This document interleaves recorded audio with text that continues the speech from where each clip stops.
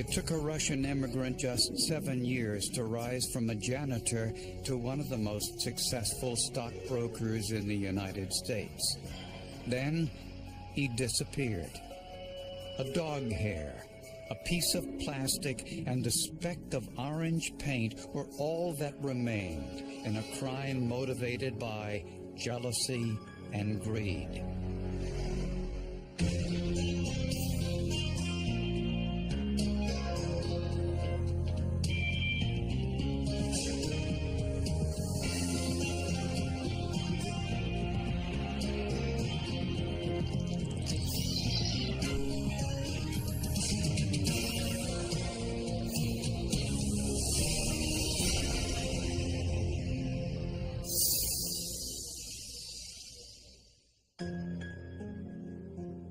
In the 1970s and 80s, people living in the former Soviet Union faced a life of hardship and despair.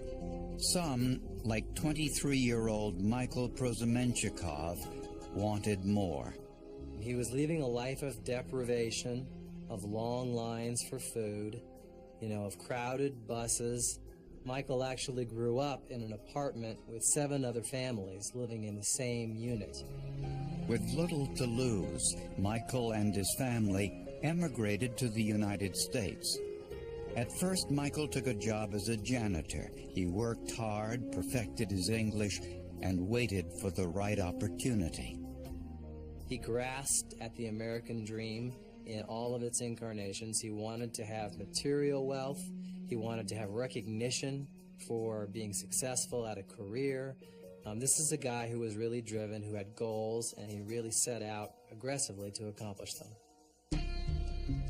Eventually, Michael earned a license as a stockbroker, passed a test for securities dealers, and got an entry-level position in a Minneapolis firm. When he started out, he asked his fellow Russian immigrants for business, and they responded generously. Within 7 years, Michael was earning well over $1 million annually, and he liked to make sure everyone knew it. And tell you the truth, a lot of people didn't like him because he was making such approach, like, I am, big shot, whatever. I drive a Mercedes, big deal, I drive Mercedes too, but who cares? On January 28, 1991, Michael told his wife he'd be working late, but he never came home. I said, Michael didn't come home last night.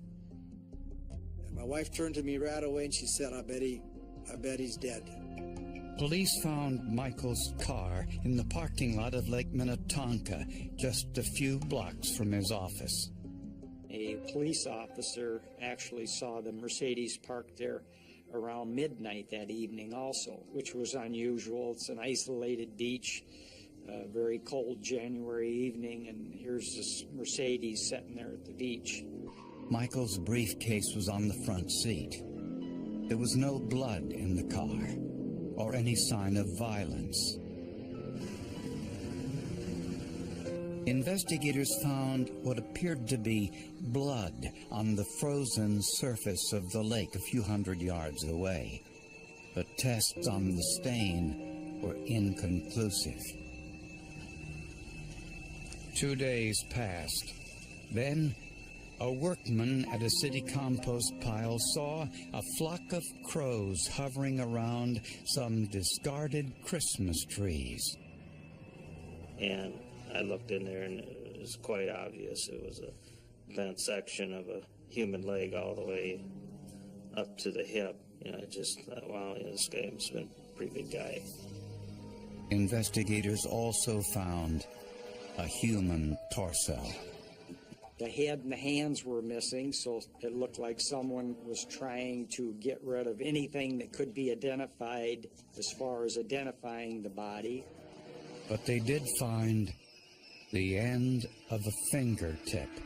When police ran the fingerprint, they discovered it matched the fingerprint of Michael Prosemenchikov's brokerage license.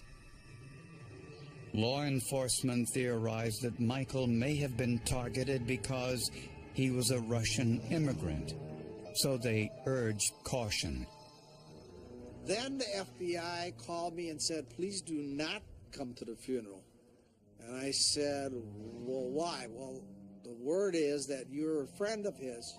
Whoever did this could shoot you at the funeral. So don't come to the funeral. And I thought, wow. Investigators took this unusual step because they had no idea why Michael was murdered. But they did know he had plenty of enemies. In the search for Michael Prozomenchakov's killer, investigators didn't have to look far for suspects. Although Michael made a lot of money for himself as a stockbroker, not all of his clients liked the way he did it. Zena Sherrill says she gave Michael $20,000, but told him to invest only in stocks that she chose. I came to him and I said, this is the deal. You do not touch it. This is whatever you do what I tell you not to do. He said, yes. Almost immediately, Zena realized Michael was buying and selling stocks in her account without her permission. I had a bill from the company that I owe them almost like $8,000 or $10,000 for commission buying and selling. So I went to his company and I said, Mike, look, this is wrong. In the brokerage business, that's called churning the account, buying and selling stocks in a customer's portfolio for the sole purpose of generating commissions. Other clients alleged that Michael promised returns of 18% a year in order to get their business, a practice that's illegal in many states. Michael, he crossed a lot of bridges. A lot of illegal things was done. Investigators also learned that Michael didn't always pick good stocks. For example, he bought shares in Texas Air for many of his clients at $48 per share. In a matter of weeks, it fell to $15. I would say most of the people we had talked to that had lost money were really not that upset that Michael had disappeared or that he had been murdered. We even had several people that said they wish they could have done it. On the night Michael was reported missing, his wife said he called her around 8:30. He said he was with a client and was working late. She also said Michael asked her for his supervisor's home telephone number. In phone calls to his wife that night, he spoke Russian, which she considered unusual. Michael did not like to speak Russian in front of American clients. He considered it rude. You'd only speak Russian in front of some other Russian. She just assumed that whoever he was with was some other Russian. Later, Michael called his boss at home with an unusual request. He was asking for money, $200,000, that he said he needed to raise for a client that night. This, of course, put everyone on their guard, because to get a call from a broker at night seeking $200,000 is highly unusual. Michael said his client was leaving town early the next day and needed the money immediately. Naturally, Michael's boss said no. He just said, it's not that we're unwilling to come up with the $200,000, but we certainly aren't going to be able to come with it tonight. And Michael's boss said that he made a strange reference to a boat. What he said was, didn't you tell me that your father gave you $200,000 to buy a boat, to help you buy a boat? Well, his supervisor hadn't told him anything like that. And his supervisor later concluded and later told the police that he suspected that Michael was trying to send an alarm of some kind by reminding him of a conversation that had never happened. The medical examiner believes that Michael was killed later that night. It's difficult to be precise, but because he wasn't completely frozen, I didn't think he'd been out there longer. Police found Michael's torso, his legs, and a piece of his finger. On the tarp with the torso, investigators found a single black hair.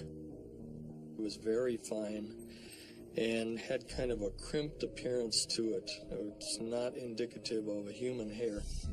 Microscopic examination revealed it was a dog hair. The medulla, or central core of animal hairs, can help identify the breed. In this case, analysts determined the hair was from a Bernese mountain dog, which is tricolored and usually very large. The only other evidence at the scene was on the gate that led to the garbage dump. It looked as if a car had hit it to force it open. There was some brownish paint transfers on the gate at the compost site from the gate being pushed open by a car. And there was a small plastic fragment that looked like a piece of the car's bumper. A witness told police that he saw Michael's black Mercedes-Benz in the lake parking lot next to a small brown vehicle similar in color to the piece of bumper found at the compost site. He also stated that the car possibly could have been a Mazda 626. It looked consistent with a Mazda 626. This narrowed the list of suspects considerably. They were looking for someone driving a brown Mazda who had a Bernese mountain dog and was one of Michael's clients. While investigating the murder of stockbroker Michael Prozomenchikov, investigators learned he had many disgruntled customers. He had also been soliciting investors to build a resort in Reno, Nevada, to be managed by a company called Omni Financial. Quite a bit of money that investors put into this scheme, and it ended up that actually the address for Omni Financial was in the middle of the desert. It was an old deserted, shabby motel, vacant, is really what the address was where this resort was supposed to be. The investment was a scam, and this created even more unhappy customers. Authorities believe that money was probably the motive for Michael Prozomenchikov's murder. News of Michael Prozomenchikov's murder generated a number of potential leads, including one from employees of a local car wash. They said they had an odd encounter with a customer the morning after Michael's body was found. The customer requested we get some hunting blood out of his trunk, which got us thinking a little strange. They said it was a brown Mazda, and they gave police the license number, PNN 393. The car was registered to Zachary Persits, a 39-year-old Russian emigre who worked as a dam inspector for the state of Minnesota. He was a friend of Michael's. When he first met Michael, he was more established than Michael was. And then Michael got into the brokerage business, and Michael's earnings eclipsed those of Zachary. They met in this country. They didn't know each other in the old country. Their wives were friends. Persits was married, had 2 children, and was well known and respected within the Russian immigrant community. Very nice, very musical, very intelligent. I remember Zachary's a good artist. This guy was the greatest guy in the world. He wouldn't hurt a flea. If you interviewed them, they'd say he was a great neighbor, kept to himself, never bothered anybody. But Persitz and Michael were more than just friends. Michael was Persit's financial advisor. Their relationship was rocky at best. Investigators discovered that Persitz gave Michael $150,000 to invest, but there were more losses than profits. At some point, Persitz discovered his stock portfolio was worth less than $30,000. For the most part, they weren't investments that were suitable for a guy that invested every nickel he had with Michael. When questioned by police, Persitz denied any involvement in Michael's murder, and he willingly took a lie detector test arranged by his lawyer. My investigator and co-counsel had developed a suspicion that he hadn't done this, and so I called a polygrapher and had Zachary tell him that he hadn't done it. And he passed. And forensic testing could not determine the origin of the blood in Persitz's trunk.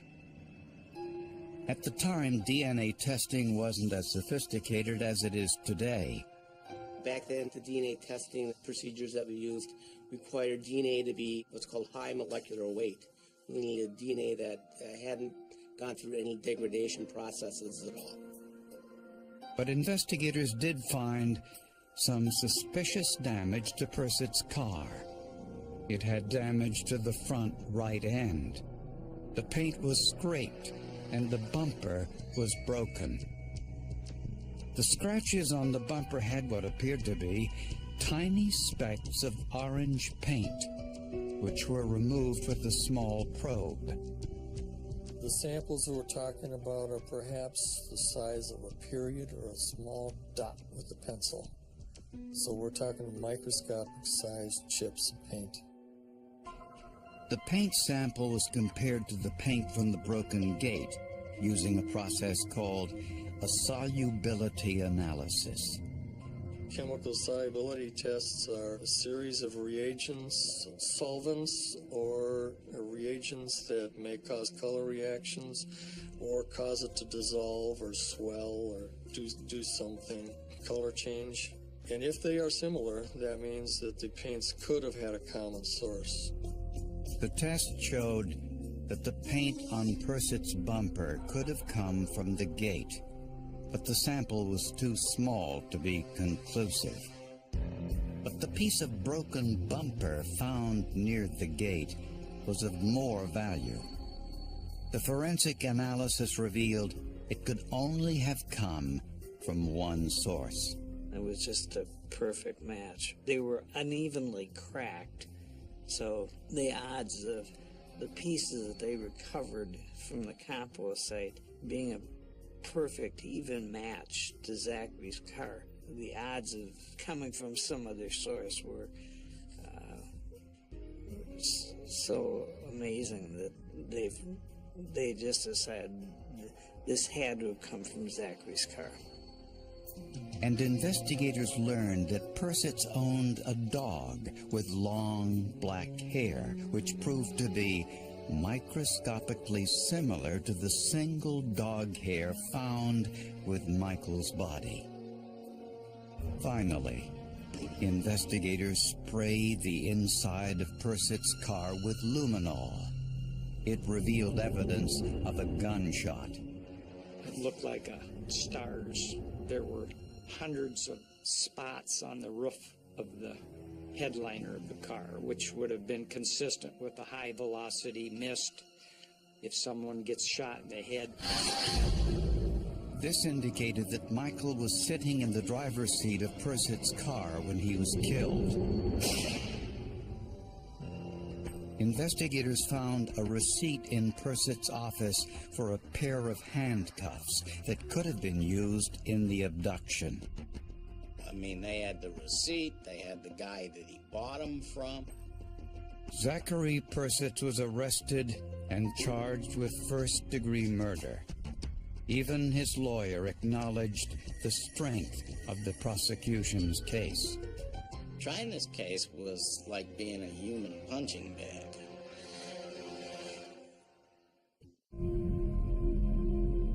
Prosecutors believe that Zachary Persich was enraged by the way his friend Michael Prosemenchikov handled his money. He watched his $150,000 dwindle to less than $30,000.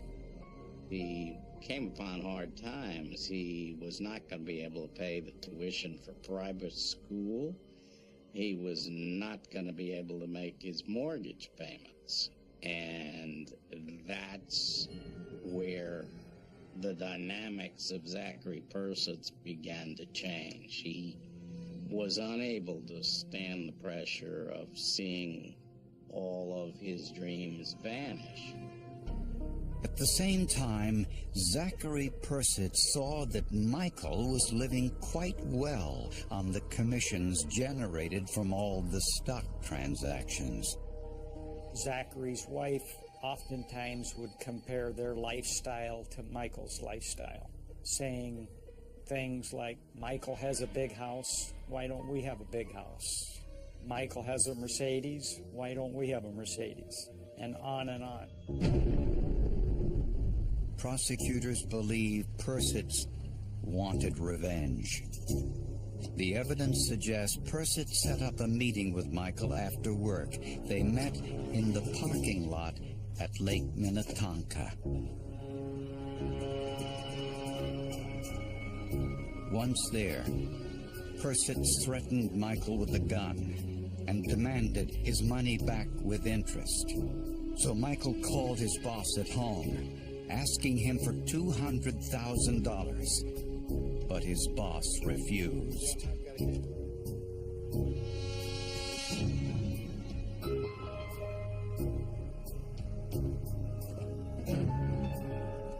Persich handcuffed Michael to the steering wheel of his car and ordered Michael to drive to a deserted location.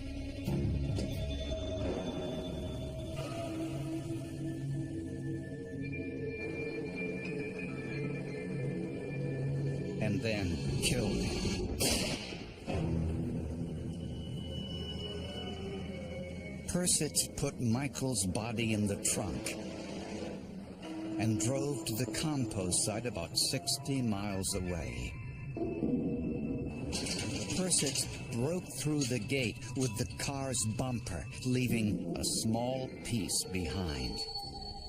After dismembering Michael's body, Persich wrapped the torso in a tarp.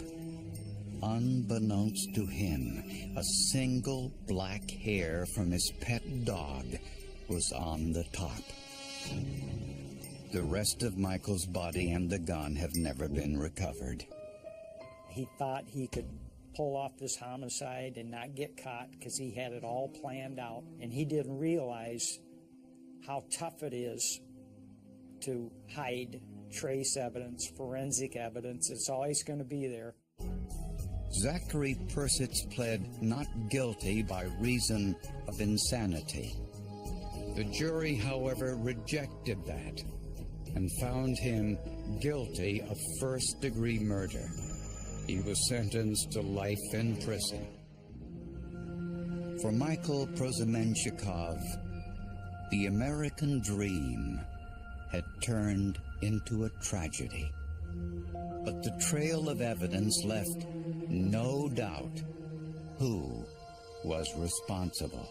The forensic evidence was the case.